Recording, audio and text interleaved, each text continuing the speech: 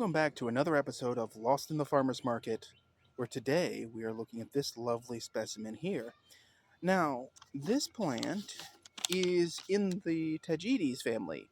Specific epithet, Lemmonii. Now, you would think that's lemon marigold, and technically you're right, if you're spelling it with two M's. This is actually Lemmon's marigold, with two M's. Lemons. The name Tagetes comes from a Etruscan seer in Greek myth, which is ancient Greek myth, which is kind of interesting. But Lemmonii is named for the person it's named for, Lemmon, which we'll get to the lemon of the matter in a moment. This plant is a native plant. It's native to Arizona and the states of Sonora and Sinaloa in northeastern Mexico.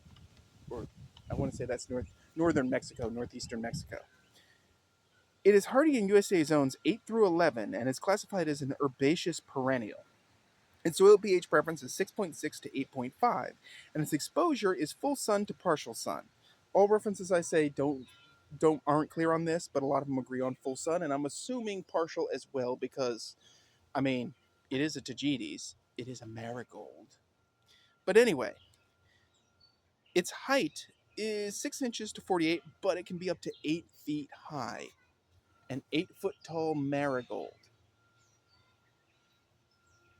I'm sorry, I went somewhere strange just thinking about that. I love me some marigolds. But anyway, its width can be up to 6 feet.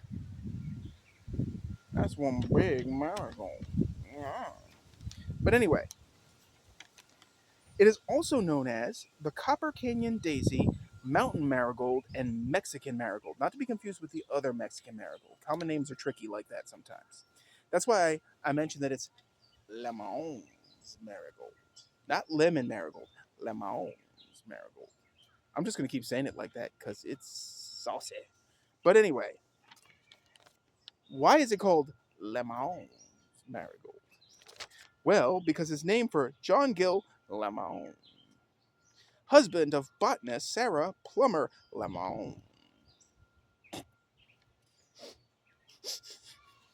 Anyway, I'm going to keep running that joke into the ground.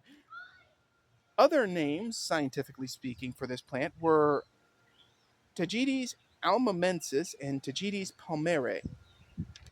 Those both suck. Lemon sounds so saucy. Ooh, yeah. But here's the thing. The flowers are edible. It can be used for dye.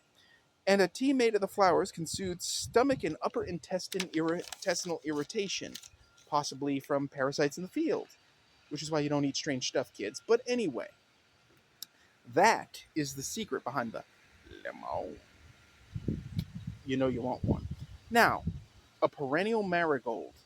What's not to love right there? And look at the light, fluffy foliage. That is some pretty foliage we got there. It doesn't look like any other marigold, but what's interesting is when rubbed or brushed against, the foliage does have a unique aroma that is, I want to say it's kind of citrusy cedar. I don't quite know how to describe that aroma, but it's not unpleasant. It's not like, southern wormwood, which has a seriously. Of course, the helicopter flies over while I'm recording this because he couldn't wait till later or whatever. Redo.